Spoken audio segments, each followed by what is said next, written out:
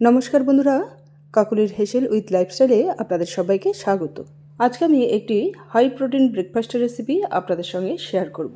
রেসিপিটি আপনারা দেখুন, আশা করছি আপনাদের খুবই ভালো লাগবে। তাহলে বন্ধুরা আর দেরি করে লাভ নেই, চলুন রেসিপিটি শুরু করা যাক। রেসিপিটি তৈরি করার জন্য আমি এখানে কিছু পরিমাণে সজনে শাক নিয়েছি। এই শাকগুলোকে আমি প্রথমে বেছে নেব।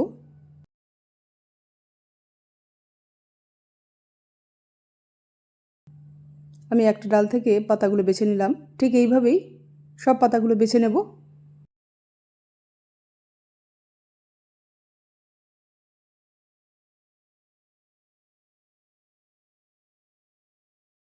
দেখুন, সমস্ত পাতাগুলোকে আমি বেছে নিয়েছি।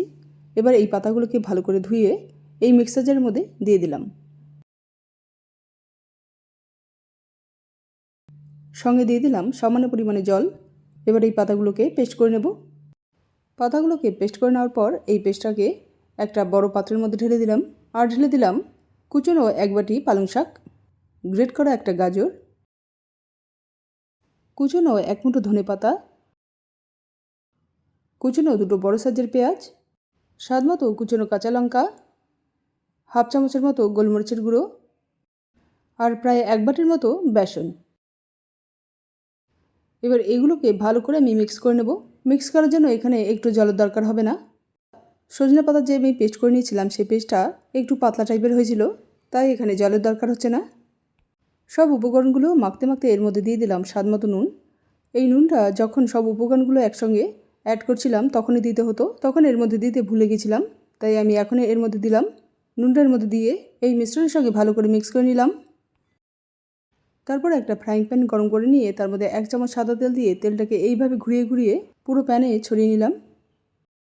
তারপর যে মিশ্রণটা আমি রেডি করলাম সেই মিশ্রণের থেকে 2 চামচ নিয়ে এই ফ্রাইং প্যানের মধ্যে দিয়ে এইভাবে সমভাবে ছড়িয়ে দিলাম।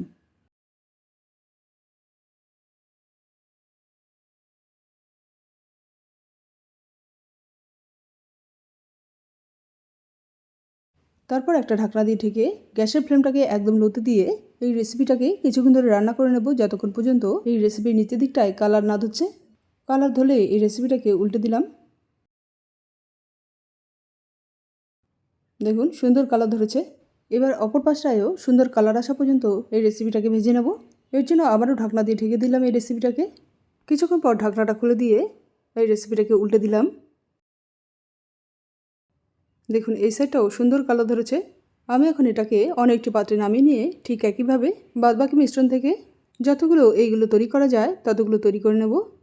তৈরি করা হয়ে গেলেই আজকের রেসিপিটি সার্ভ করার জন্য একদম রেডি হয়ে যাবে।